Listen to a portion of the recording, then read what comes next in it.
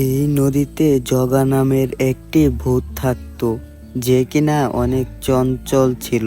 আর সে যখন হাসতো তার চোখ দুইটা জল জল করতো। আর তার মাছ খুব একটা পছন্দ ছিল না, কিন্তু কি আর করার, সে যেহেতু নদীতে থাকে তার জন্য তো তাকে মাছ খেতেই হবে। তো এরপর সে এক জায়গায় অনেক দিন থাকতে পারতো।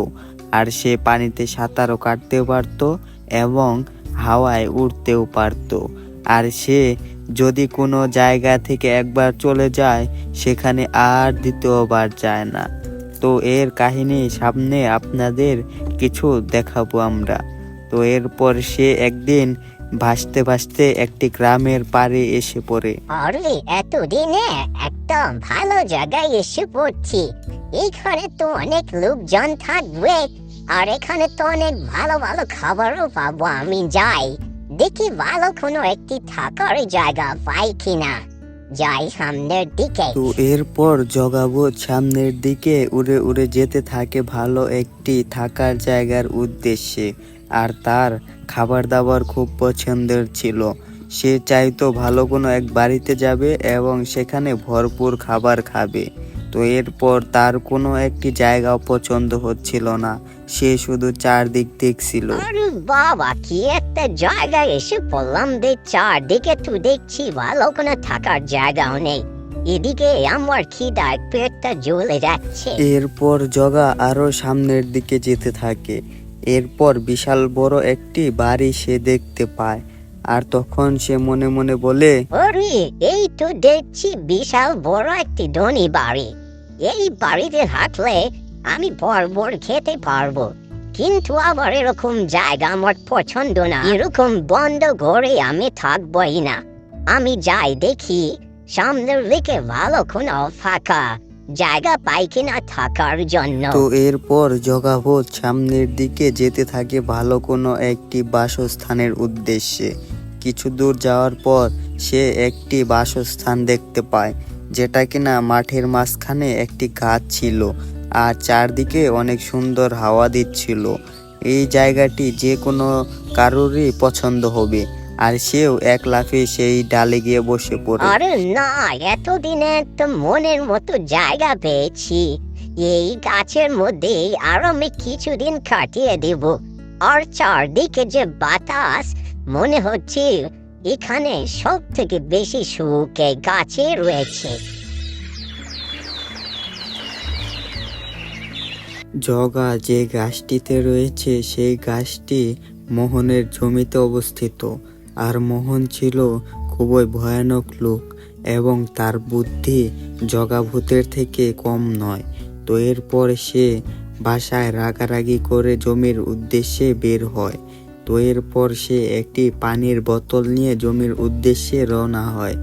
আর তার স্ত্রী বলে, তোমার খাবার আমি বাচ্চাকে দিয়ে পাঠিয়ে দেব। এদিকে আবার জগাভূত অপেক্ষা করছিল যে কখন কোনো মানুষ আসবে আর তার খাবার খাবে। আরে কি একটা গ্রামে এসে পড়লাম, কোনো মানুষই নেই।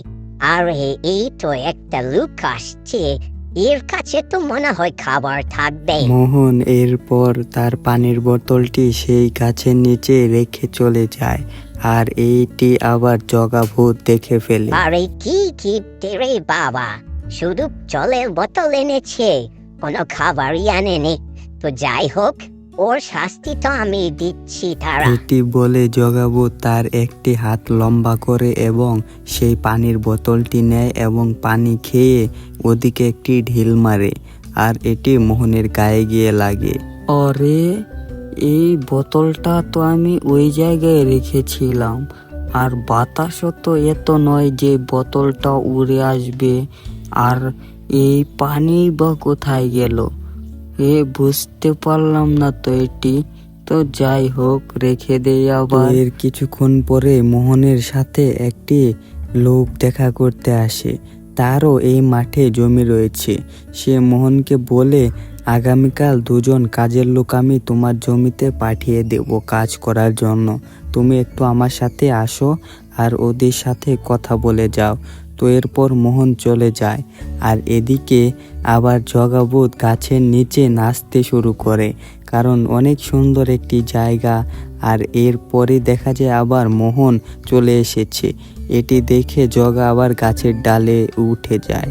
আর মোহন এইবারও আবার বোতল ভর্তি করে পানি নিয়ে এসেছে। আরে সালার কিপটে রে, তুই শুধু বারবার পানির বোতলই আনিস, খাবার জন্য তো কিছু আনতে পারিস। এরপর আবার জগাভূত তার হাত লম্বা করে সেই পানির বোতলটি খালি করে দেয়।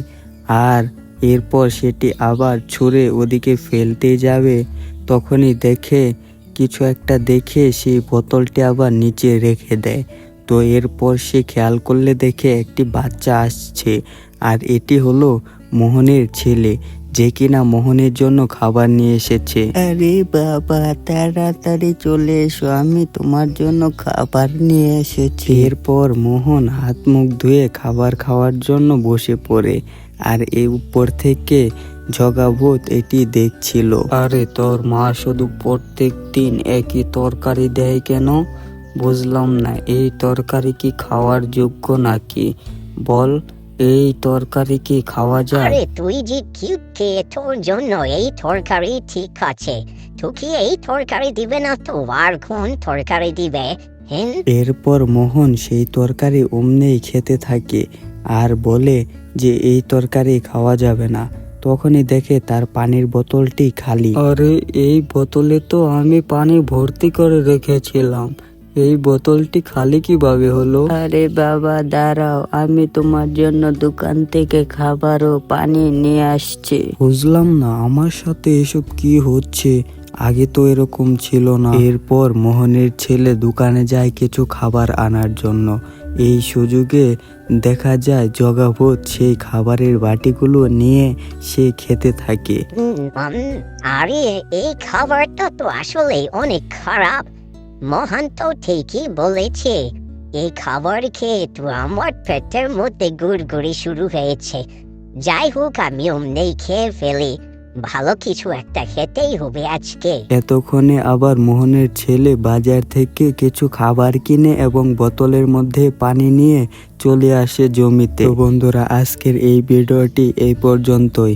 আজকের এই ভিডিওটি যদি ভালো লাগে তাহলে চ্যানেলটিকে অবশ্যই সাবস্ক্রাইব করে দেবেন। আর যদি এর দ্বিতীয় পার্ট দেখতে চান তাহলে এই ভিডিওতে একটি কমেন্ট করে দিবেন যে এর দ্বিতীয় পার্টটি দেখতে চাই। তাহলে আমরা খুবই শীঘ্রই এর দ্বিতীয় পার্টটি নিয়ে আসব। আর এর দ্বিতীয় পার্ট অনেক মজাদার হতে চলেছে। তো বন্ধুরা, এরকম রেগুলার নতুন নতুন ভিডিও দেখতে আমাদের চ্যানেলটিকে অবশ্যই সাবস্ক্রাইব করে দিবেন। তো দেখা হচ্ছে নতুন কোনো একটি ভিডিওতে।